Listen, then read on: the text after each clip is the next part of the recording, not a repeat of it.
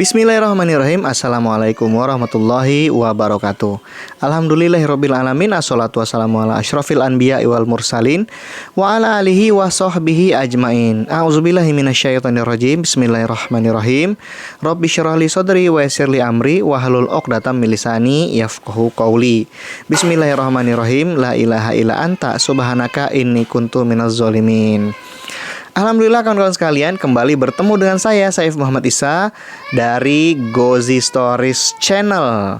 Pada episode kali ini insya Allah kita akan mengungkap kisah pengusiran Bani Nadir. Kisah pengusiran Bani Nadir ini kawan-kawan sekalian adalah sebuah peristiwa yang amat penting dalam sejarah perjuangan dan dakwah Nabi Muhammad SAW. Karena begitu penting dan begitu banyaknya hikmah yang terkandung di dalamnya, Allah Subhanahu wa Ta'ala merekam dan mengabadikan peristiwa pengusiran Yahudi Bani Nadir ini di dalam Al-Quran surat Al-Hasyr. Karenanya tentunya kita harus mendalami serta menggali berbagai hikmah dari kisah sejarah yang amat luar biasa ini. Kawan-kawan sekalian, kisah pengusiran Bani Nadir, yang mana Bani Nadir ini adalah termasuk ke dalam kaum Yahudi ya, yang mereka ini tinggal di sekitaran kota Madinah. Setidaknya ada 3 kabilah Yahudi yang tinggal di sekitar kota Madinah, yaitu Yahudi Bani Qainuqa, Yahudi Bani Quraisyah, dan Yahudi Bani Nadir ini. Sebagaimana kebanyakan orang Yahudi, mereka tentu saja memiliki benteng-benteng yang mengelilingi pemukimannya. Termasuk Yahudi Bani Nadir ini, pemukiman mereka yang terletak di sekitar kota Madinah tersebut dikelilingi oleh pagar-pagar ya, benteng-benteng dan tembok-tembok yang cukup kuat. Karena memang mereka memiliki karakteristik seperti itu. Di mana-mana mereka akan membuat benteng untuk pertahanan diri serta pertahanan harta benda serta nyawa mereka. Makanya kalau misalnya nanti terjadi serangan-serangan, mereka akan bersembunyi di balik bentengnya itu, begitu. Nah, peristiwa pengusiran Yahudi Bani Nadir ini kawan-kawan sekalian terjadi pada bulan Rabiul Awal tahun ketiga Hijriah, sebagaimana diungkap oleh Imam Al-Waqidi dalam kitab Al-Maghazi, yaitu kitab sejarah peperangan Rasulullah Muhammad SAW. Jadi memang perang Yahudi Bani Nadir ini ya terjadi lebih dulu daripada perang Uhud. Kalau misalnya kemarin kita sudah mengungkap bahwa perang Uhud itu terjadi pada bulan Syawal tahun ketiga Hijriah, maka pengusiran Yahudi Bani Nadir ini terjadi pada bulan Rabiul Awal tahun ketiga Hijriah. Jadi lebih dulu pengusiran Bani Nadir ini. Nah, kawan-kawan sekalian, bagaimana awal mula dari sejarah pengusiran Yahudi Bani Nadir ini? Nah, jadi pada suatu hari Rasulullah Muhammad SAW bersama beberapa orang sahabat-sahabatnya. Ketika itu ada Abu Bakar, ada Umar, ada Tolhah bin Ubaidillah, ada Zubair bin Awam, ada Abdurrahman bin Auf, dan lain-lain. Mereka semua, tetapi jumlahnya waktu itu di bawah 10 orang ya, sebagaimana dicatat oleh Imam Al-Waqidi dalam Al-Maghazi. Jumlahnya di bawah 10 orang. Nah, jadi ketika itu Nabi Muhammad SAW bersama para sahabatnya bertandang ke pemukiman Yahudi Bani Nadir ini. Untuk tujuan apa? Untuk tujuan meminta bantuan untuk membayarkan diat ya, atau denda dari seseorang, begitu.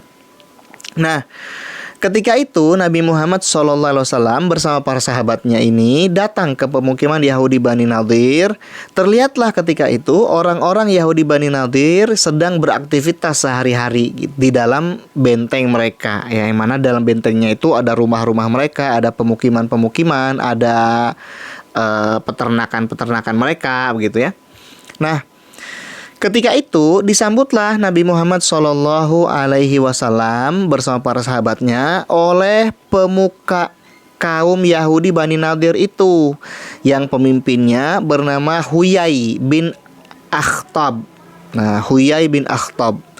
Bersama dengan Huyai ketika itu ada juga beberapa pemuka kaum Yahudi Bani Nadir seperti Amr bin Jahash misalnya. Kemudian ada Kinanah bin Suwaira dan lain-lain. Nah, ketika itu Nabi Muhammad SAW mengungkapkan tujuan beliau mendatangi Yahudi Bani Nadir ini, yaitu hendak meminta bantuan untuk membayarkan diat, ya. Nah, ketika itu Huyai menyatakan, oh iya, kami akan coba berembuk dulu ya, akan coba kami bantu. Silakan duduk-duduk dulu di sini. Nah, gitu kan. Silakan duduk-duduk dulu sini. Kami mau nyiapin juga beberapa sajian ya untuk disajikan di hadapan Nabi Muhammad SAW dan para sahabatnya itu. Nah, maka kemudian Nabi Muhammad SAW bersama para sahabatnya duduklah di semacam teras begitu, semacam teras di samping sebuah rumah ya. Yang rumah ini cukup tinggi kelihatannya ya, karena tingkat gitu. Jadi rumahnya ini tingkat. Nah, ketika itu kalau sekalian Nabi Muhammad SAW duduk bersandar di tepian rumah itu begitu. Di tingkat ya, rumahnya ini agak tinggi, dindingnya agak tinggi begitu. Nah, sementara para sahabatnya ya, duduk di sekitar beliau gitu. Nah, ketika itu di belakang Nabi Muhammad SAW dan sahabatnya ternyata terjadi kasakusuk ya, kasakusuk yang sangat tidak berperi kemanusiaan ya. Kasakusuk yang sangat zolim. Kenapa begitu ya? Jadi kalau sekalian, latar belakangnya itu adalah Nabi Muhammad SAW sebagai pemimpin kota Madinah ketika itu memiliki perjanjian ya, perjanjian dengan entitas-entitas Yahudi dan musyrik yang ada di sekitar kota Madinah, termasuk dengan entitas kaum Yahudi Bani Nadir. Jadi Nabi Muhammad SAW menyepakati piagam Madinah itu, yang mana piagam Madinah ini adalah semacam basic ya untuk mengatur hubungan kaum muslimin dengan ya kaum Yahudi gitu. Ya, beberapa poin isinya itu adalah mereka bertetangga baik. Kemudian kaum Yahudi itu dilarang untuk bersekongkol misalnya dengan kabilah-kabilah lain yang mungkin memusuhi kaum muslimin begitu ya. Nah, kemudian beberapa poin-poin lainnya yang itu mengatur bagaimana supaya kaum Yahudi itu berhubungan baik dengan kaum muslimin yang ada di kota Madinah ketika itu begitu. Nah, makanya kemudian ketika itu Huyai bin Akhtab dan para pemuka kaum Yahudi Bani Nadir lain terlibat kasakusuk di belakang Nabi Muhammad dan sahabat-sahabatnya. Nah, Huyai ketika itu berkata, wah, ini kesempatan kita nih, Muhammad datang nih. Seolah-olah dia mau mengantarkan nyawanya ya. Huyai bin Akhtab ini kawan-kawan sekalian adalah orang Yahudi yang dia itu membenci Nabi Muhammad SAW. Padahal dia tahu persis, betul-betul tahu persis bahwa Nabi Muhammad SAW adalah seorang nabi dan rasul sebagaimana diungkapkan di dalam kitab suci mereka sendiri. Ya, hal ini kan diungkapkan juga dalam Al-Quran bahwa orang Yahudi, orang Nasrani, mereka yang melek dengan kitab-kitab sucinya sendiri, mereka mengetahui ciri dan mengetahui tanda-tanda kenabian Rasulullah Muhammad SAW gitu. Bahkan mereka mengenali itu sebagaimana mereka mengenali anak-anak mereka sendiri, bahkan lebih dari itu gitu. Nah, tetapi karena memang ada kedengkian, ada kebencian, makanya kemudian Huyai bin Akhtab ini bersumpah, pokoknya sampai kapanpun, sampai mati saya akan membenci Muhammad, katanya begitu. Nah, pada saat itulah kawan-kawan sekalian, Huyai bin Akhtab di belakang Nabi Muhammad dan sahabat-sahabatnya kasakusuk nih dengan kawan-kawannya. Ini kesempatan kita nih. Gimana kalau misalnya kita timpah aja Muhammad dengan batu, katanya begitu. Lihat nih, sekarang kan dia lagi duduk tuh di pinggiran rumah. Yang rumah itu tinggi ya kan, rumahnya tingkat. Makanya dari rooftopnya itu ntar bisa dilemparin batu, nah, langsung menghunjam ke kepalanya Muhammad sampai remuk. Begitu kata Huyai bin Akhtab kira-kira kawan-kawan sekalian ya. Nah, siapa nih kira-kira yang berani untuk melakukan itu? Katanya begitu. Nah, kemudian ya, ada seorang laki-laki yang tadi namanya Amr bin Jahash. Ya, Amr bin Jahash ini sesumbar. Wah, saya berani dong, saya nih, biarin saya aja yang melakukan itu, katanya begitu. Saya akan bawa batu ya yang besar, saya bawa naik nanti ke atas rooftop, lalu saya lemparin ke kepalanya Muhammad, katanya, supaya remuk sekalian, katanya begitu. Wah, ini bagus-bagus nih, kata Huyai begitu kan. Nah, tetapi rekan-rekannya yang lain, kawan sekalian, kelihatannya lebih waras lagi. Ketika itu hadir seorang pemuka Yahudi Bani Nadir namanya Salam bin Mishkam. Nah, Salam bin Mishkam ini memberi peringatan. Wah, kenapa begitu? Kan kita ada perjanjian sama Muhammad, katanya. Merujuk kepada piagam Madinah ya. Kan kita ada perjanjian sama dia untuk bertetangga baik, untuk berhubungan baik. Sekarang kenapa dia mau diperlakukan kayak begini? Katanya begitu, kata Salam bin Mishkam. Kita itu, kata dia, jangan sampai melakukan perbuatan kayak begitu. Karena apa? Nanti ya, dia kalau misalnya itu nanti sahabat-sahabatnya pasti nggak bakal tinggal diam, katanya begitu ya. Pasti dia akan melakukan pembalasan untuk perbuatan yang kita lakukan itu, kata Salam bin Mishkam. Makanya jangan dilakukan. Nah, Kinanah bin Suwairah menambahkan juga, iya, dia itu nabi, katanya. Dia itu nabi, dia itu rasul. Mereka walaupun orang Yahudi tahu persis ya bahwa itu adalah nabi dan rasul, Nabi Muhammad SAW itu. Nah, kata Kinanah, dia itu nabi, dia itu rasul, pasti dia tahu, katanya. Ya, dengan segala konspirasi yang akan kita perbuat ini, tahu itu pasti itu, katanya. Nah, makanya kalau misalnya mau dilakukan hal itu, nanti khawatirnya ya, dia tahu, kemudian dia akan bertindak, katanya begitu. Sehingga nanti yang menjadi rugi dan membawa malapetaka ya justru itu adalah kita, katanya begitu. Tetapi kawan sekalian, Huyai bin Akhtab karena didorong oleh kebenciannya kepada Nabi Muhammad SAW, wah, dia udah nggak bisa ditahan-tahan lagi. Udah, pokoknya ini adalah sebuah kesempatan besar. Mumpung dia lagi nggak sadar tuh, ya kan, lagi enak santai-santai duduk di situ, katanya. Udah, kita berbuat aja. Udah, Amr bin Jahash, silakan lakukan eksekusi, katanya begitu. Nah, kemudian kawan-kawan sekalian, si Amr bin Jahash inilah yang kemudian dia cari batu, ya kan, ke sono kemari cari batu untuk dilemparkan dari atas rooftop kepada Nabi Muhammad SAW. Nah, begitu dia dapat itu batunya, dia naik, kemudian dia bersiap-siap.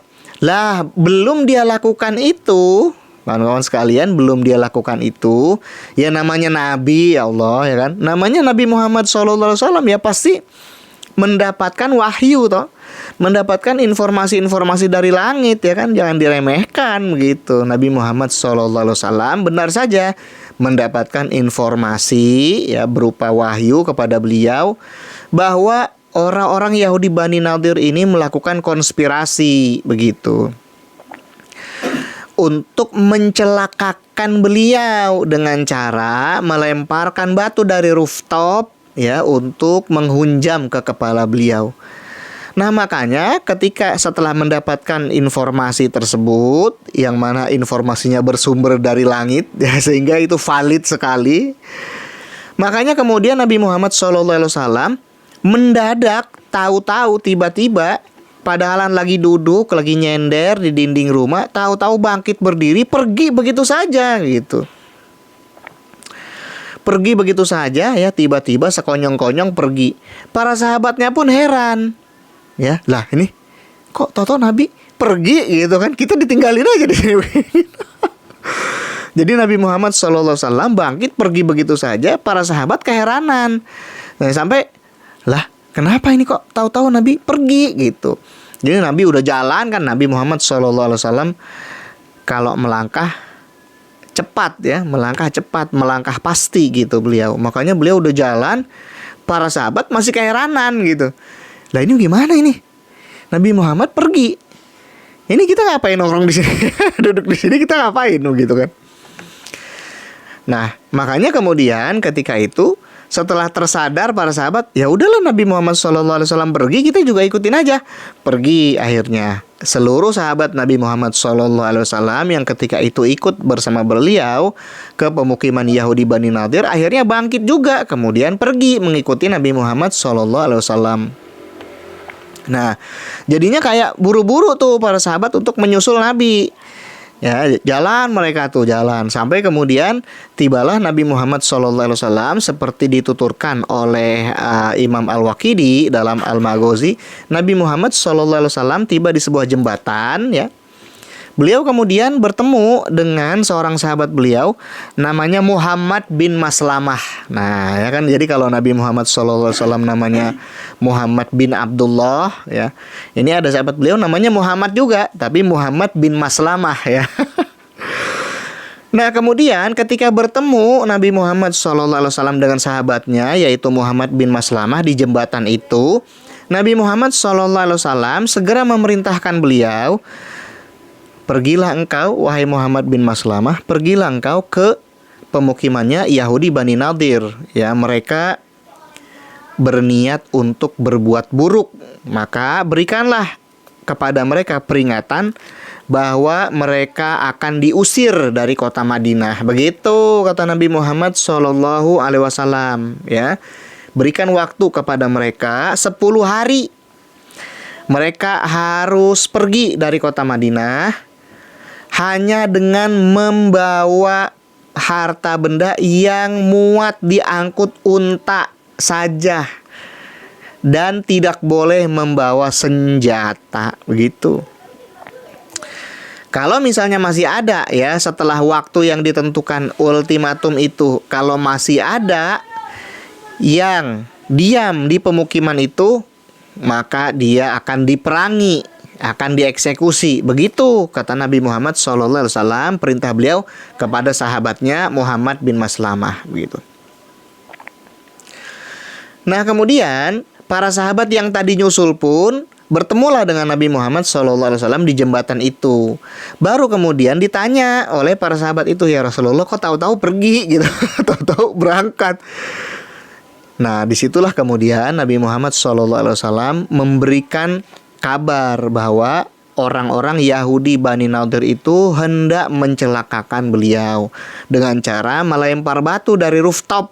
Nah, wah, kurang asem juga ini. Kurang asem juga ya Yahudi Bani Nadir. Jadi memang udah sejak lama ya kaum Yahudi itu kayak gitu kelakuannya. Ya, berkhianat, udah biasa gitu.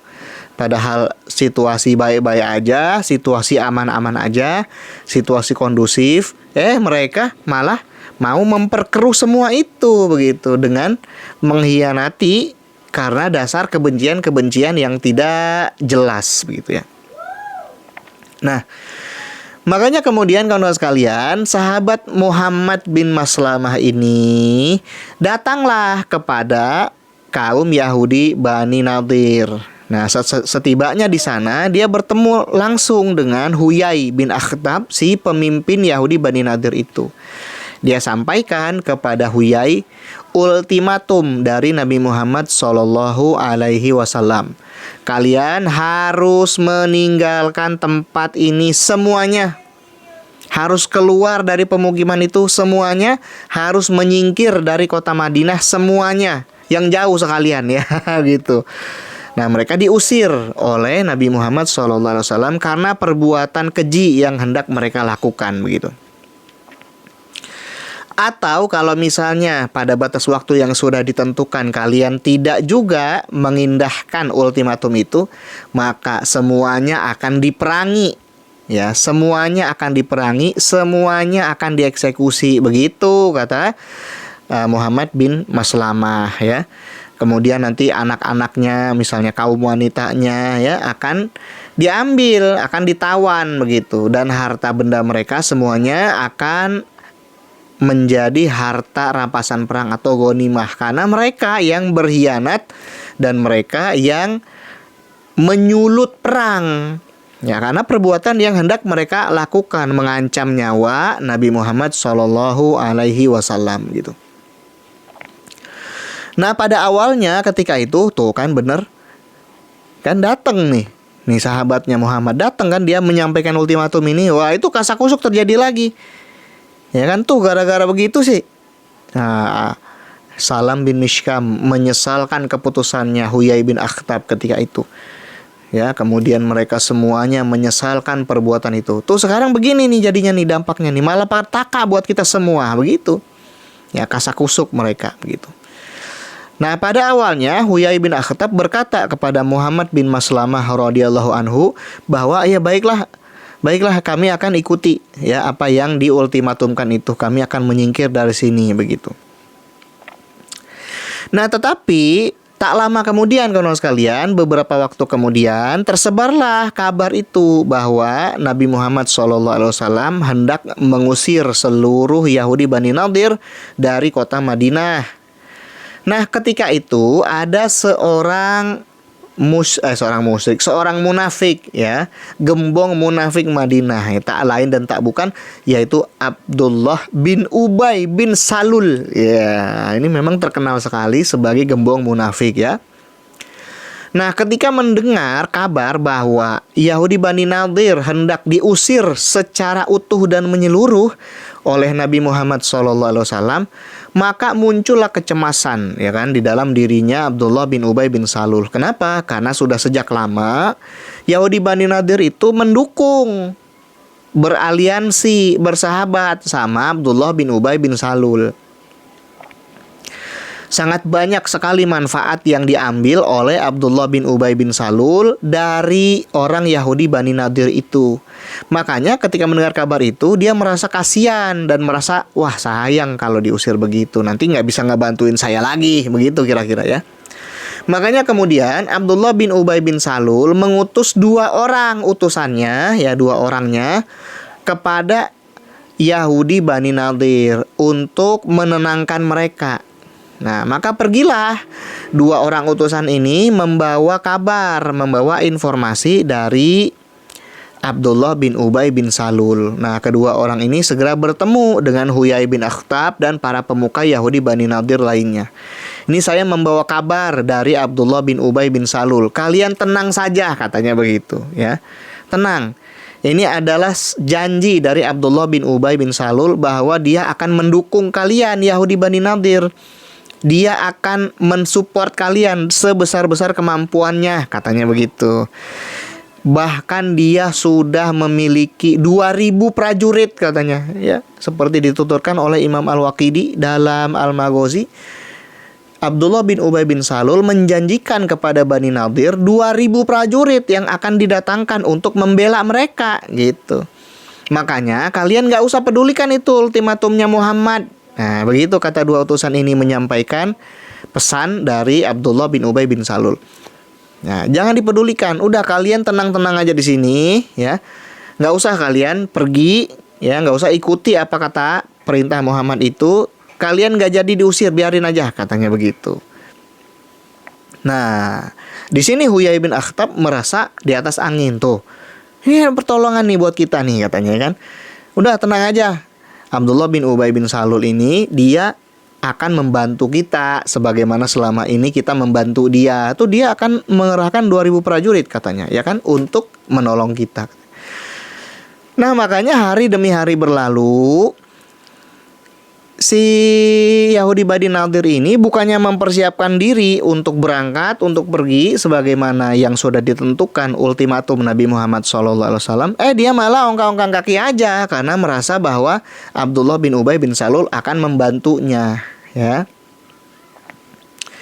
Nah, sampai kemudian si Huyai bin Akhtab, pemimpin kabilah Bani Nadir ini, mengirim utusan adiknya sendiri namanya Judai bin Akhtab. Nah, kakaknya namanya Huyai, adiknya namanya Judai. Nah, si Judai bin Akhtab ini kawan sekalian diutus oleh Huyai bin Akhtab untuk menemui Nabi Muhammad SAW dan untuk menemui Abdullah bin Ubay bin Salul. Jadi dia membawa pesan dari Huyai bin Akhtab. Nah, ketika menemui Nabi Muhammad SAW, si Judai ini segera menyampaikan pesan dari Huyai bahwa dia, Yahudi Bani Nadir ini, tidak akan pergi. Ya, ultimatum dari Nabi Muhammad tidak akan dipedulikan. Ya, silakan kalian mau berbuat apa saja, kata si Judai. Silakan kalian mau mengerahkan prajurit atau apa aja, silakan berbuat sesuka kalian. Kami tidak akan pergi dari pemukiman dan benteng-benteng kami, katanya gitu. Nah, ketika Nabi Muhammad SAW mendengar pesan dari Judai bin Akhtab ini, Nabi Muhammad SAW segera berdiri, lalu mengepalkan tangan ke udara, lalu berseru, kaum Yahudi menantang kita, katanya begitu, kata Nabi Muhammad SAW, ya, seperti dituturkan oleh Imam Al-Waqidi dalam kitab Al-Maghazi. Kaum Yahudi menantang kita. Allahu Akbar. Wah, itu udah semua bersorak Allahu Akbar, ya kan? Semua bersorak, berpekik Allahu Akbar. Nah, setelah itu Judai bin Akhtab segera pergi dan dia segera mendatangi Abdullah bin Ubay bin Salul.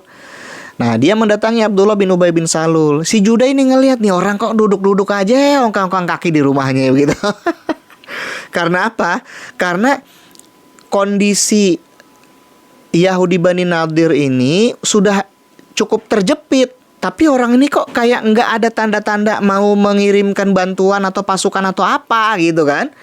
Nah, dia nanya kepada Abdullah bin Ubay bin Salul, saya membawa kabar ini dari Huyai bin Akhtab, bagaimana kira-kira perkembangan yang terjadi? Apakah akan dikirimkan 2000 prajurit? Udah tenang katanya. Ini saya lagi koordinasi, katanya begitu. Ya, sebenarnya sih saya udah datang, katanya, mengirim utusan ke Yahudi Bani Quraizoh untuk meminta bantuan. Tetapi kelihatannya Ka'ab bin Malik, ya, itu Yahudi, pemimpin Yahudi Bani Quraizoh begitu, itu tidak mau, katanya, untuk memberikan bantuan. Tapi nggak apa-apa, biarin, saya masih akan menghimpun bantuan dari sumber-sumber yang lain, kata dia, sambil ongkang-ongkang kaki, sambil duduk-duduk begitu. Nah, ketika Nabi Muhammad SAW memekik takbir, ya, kemudian berseru bahwa kaum Yahudi menantang kaum muslimin, itu para penyerunya, ya, jadikan Nabi Muhammad menyebar utusan-utusan beliau ke seluruh sentra Madinah untuk memanggil, ya, untuk memanggil. Nabi Muhammad memanggil, berseru untuk segera berhimpun, ya, guna memerangi Yahudi Bani Nadir. Nah, ketika itu si Judai melihat anaknya Abdullah bin Ubay bin Salul sendiri yang namanya Abdullah juga, ya. Jadi bapaknya namanya Abdullah bin Ubay bin Salul, anaknya namanya Abdullah bin Ubay bin Salul gitu. Jadi bapaknya namanya Abdullah, anaknya namanya Abdullah. Nah, anaknya Abdullah bin Ubay bin Salul ini adalah sahabat Nabi Muhammad SAW yang sangat beriman, bertakwa, dan selalu bersemangat untuk mengikuti segala peperangan bersama Nabi Muhammad SAW. Nah, ketika para penyeru Nabi Muhammad SAW itu datang untuk menyeru orang-orang muslim supaya berhimpun, anaknya Abdullah bin Ubay bin Salul ini segera bersiap-siap, dan hal itu dilihat sama si Judai itu. Nah, si Judai ini ngelihat bahwa Abdullah bin Ubay bin Salul bersiap-siap untuk memenuhi seruan Nabi Muhammad SAW itu. Ya kan, beliau pakai itu baju zirahnya, kemudian juga dibawa itu persenjataan, perisai, pedang segala. Si Judai malah ngelihat, lah ini kok malah anaknya sendiri malah mau memerangi Yahudi Bani Nadir, bagaimana ini? Nah, makanya kemudian si Judai bin Akhtab ini segera pulang ke pemukiman Yahudi Bani Nadir dan dia melaporkan bahwa kok kayaknya santai-santai aja itu Abdullah bin Ubay bin Salul, katanya begitu. Jadi gimana, dia bakal bantuin kita apa enggak? Kata dia sih katanya lagi siap-siap juga. Tapi saya ngelihat anaknya sendiri aja siap-siap mau menyerang kita, kata dia begitu. Nah, makanya kemudian Huyai bin Akhtab, udah kita pokoknya yakin, percaya aja sama Abdullah bin Ubay bin Salul. Dia itu lagi melakukan sesuatu katanya untuk membantu kita. Nah, akhirnya kawan sekalian, Nabi Muhammad SAW mengerahkan pasukannya ya, untuk mengepung pemukiman Yahudi Bani Nadir. Dikepung itu bentengnya semua ya. Karena apa ya? Karena memang Yahudi Bani Nadir itu mereka semua berlindung di balik tembok-tembok bentengnya itu. Mereka naik ke atas tembok-tembok bentengnya itu dan kemudian mereka menembaki kaum muslimin dengan panahnya, dengan tombaknya juga ya, dengan lemparan-lemparan batu begitu. Jadi mereka dalam posisi bertahan ketika itu. Nah, Nabi Muhammad SAW mengomando langsung pengepungan Yahudi Bani Nadir itu. Nah, itu kan terjadi ya, perang pengepungan tuh berarti. Nah, satu pihak berusaha untuk masuk, pihak lain berusaha untuk bertahan begitu. Habis-habisan Nabi Muhammad SAW dan pasukan kaum muslimin hendak menerobos masuk, tetapi belum berhasil. Karena apa? Karena dari atas tembok-tembok bentengnya itu Yahudi Bani Nadir menembaki dengan panah, melempari dengan batu dan tombak begitu. Nah, kawan-kawan sekalian, ketika itu di dalam benteng ditunggu, dinanti, punya nanti. Nggak datang-datang juga bantuan dari Abdullah bin Ubay bin Salul. Katanya mau mengerahkan 2000 prajurit, ternyata hanya omon-omon. Ternyata hanya omon-omon belaka, hanya ngomong-ngomong doang begitu kan. Kagak ada ini pasukan bantuan dari Abdullah bin Ubay bin Salul, nggak ada sama sekali. Bagaimana ini? Wah, udah kita nggak ada yang bakal bantuin kita. Kita hanya bisa berharap kepada diri kita sendiri. Akhirnya ya sudah, melawan itu habis-habisan ya Yahudi Bani Nadir itu begitu. Ya, mereka mendapatkan nasib seperti itu ya karena ulah sama kelakuannya sendiri gitu. Ngapain tadinya ya kemarin-marinnya itu mau membunuh Nabi Muhammad SAW gitu kan. Nah, makanya kemudian berhari-hari mereka berusaha untuk bertahan, sementara Nabi Muhammad SAW dan pasukan kaum muslimin mengepung mereka habis-habisan gitu. Nah, kawan-kawan sekalian, Nabi Muhammad SAW dan pasukan kaum muslimin mengepung Yahudi Bani Nadir itu 15 hari lamanya ya, kira-kira setengah bulan itu dikepung begitu.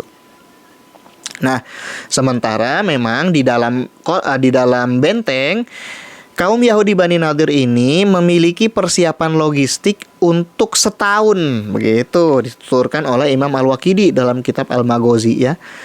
Nah, sementara kalau misalnya mengepung sesuatu, kalau pengepungan itu berlangsung berlarut-larut ya, lama, maka yang dirugikan sebenarnya adalah pihak yang mengepung. Nah, makanya kemudian Nabi Muhammad SAW memasang strategi ya. Di luar benteng-bentengnya Yahudi Bani Nadir itu ada kebun-kebun kormanya Yahudi Bani Nadir. Nah, kebun-kebun kormanya ini subur gitu kan, banyak berbuah ranum dan menjadi komoditas yang membawa keuntungan yang cukup besar bagi kaum Yahudi Bani Nadir itu. Nah, makanya kemudian Nabi Muhammad SAW memutuskan tebang itu kebun-kebun kurma Yahudi Bani Nadir, kemudian dibakar. Nah, tebang lalu dibakar begitu ya.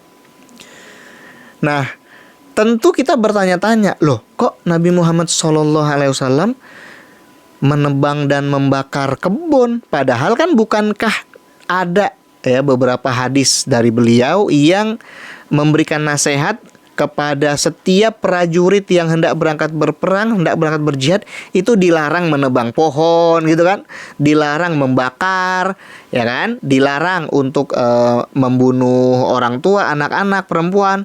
Nah, itu pantangan-pantangan atau adab-adab berperang di dalam Islam. Tapi kok pada pengepungan Bani Nadir ini Nabi Muhammad SAW memutuskan untuk menebang kebun-kebun kurma dan membakar kebun-kebun kurma Yahudi Bani Nadir. Nah, orang-orang di luar sana ya yang memiliki penyakit di dalam hatinya tentunya akan langsung berkesimpulan tuh Nabi Muhammad SAW aja tindakannya berbeda dengan ucapannya begitu. Ya, kayak seolah-olah Nabi menyalahi ucapannya sendiri. Nah, bagaimana kalau sekalian penjelasannya? Nah, sebagaimana sudah banyak dituturkan oleh para ulama ya. Secara umum memang Nabi Muhammad SAW melarang setiap kaum muslimin berperang. Kaum muslimin itu dilarang untuk menebang pohon, untuk membakar kebun-kebun, itu dilarang ya. Tetapi ya, itu secara umum prinsipnya begitu. Nah, kalau misalnya ada kebun-kebun yang itu memperkuat musuh. Nah, ini ya. Jadi itu bukan tanpa syarat gitu. Tidak boleh menebang pohon dan tidak boleh membakar kebun, itu bukan tanpa syarat, ya. Nah, kalau misalnya kebun-kebun dan membakar kebun itu serta menebang pohon itu bisa melemahkan musuh, begitu ya, maka itu bisa dijadikan sebagai strategi pertempuran. Ya, itu bisa dilakukan untuk melemahkan musuh dan mengalahkan mereka. Ya, begitu.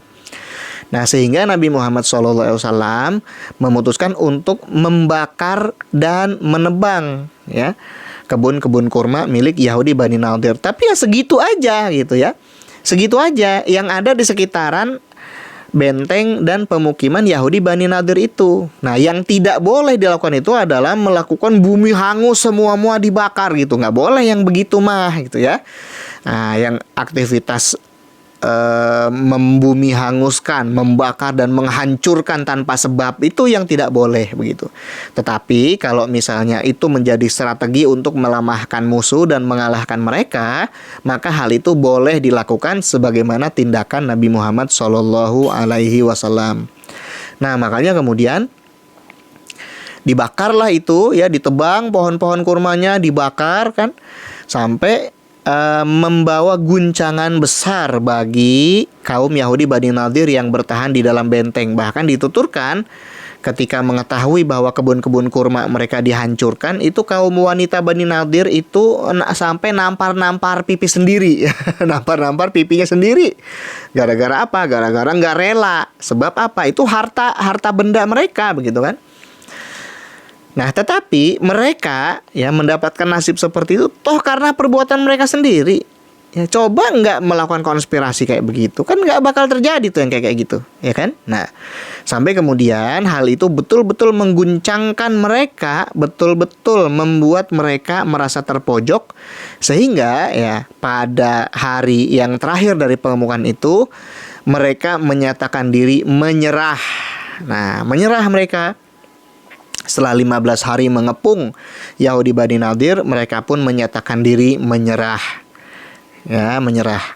Nah, Nabi Muhammad SAW memutuskan dalam waktu 3 hari mereka harus meninggalkan pemukiman mereka hanya dengan membawa harta benda yang bisa dibawa dengan unta atau kuda yang bisa keangkut ya.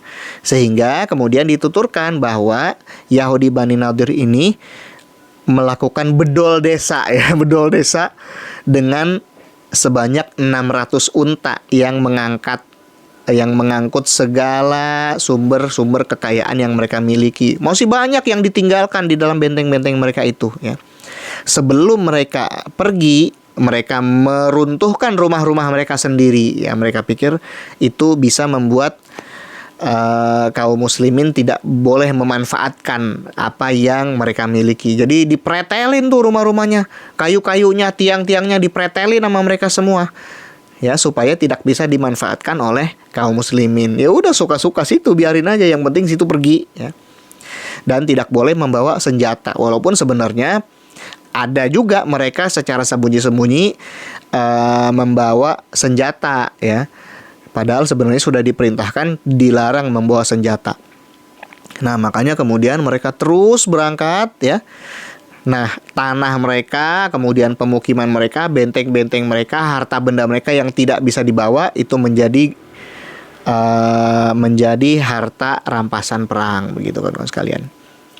Nah, kalau sekalian, seperti itulah kisah pengepungan dan pengusiran Bani Nadir. Ya, jadi sebenarnya apa yang terjadi pada seseorang itu ya akibat dari perbuatan dia sendiri. Makanya jangan melakukan perbuatan-perbuatan yang tidak baik. Ya, jangan melakukan perbuatan-perbuatan yang tidak benar. Mudah-mudahan Allah Subhanahu wa taala memberikan kekuatan kepada kita untuk bisa selalu berbuat baik. Amin ya Allah ya rabbal alamin. Demikian yang bisa saya tuturkan pada episode kali ini kawan-kawan sekalian.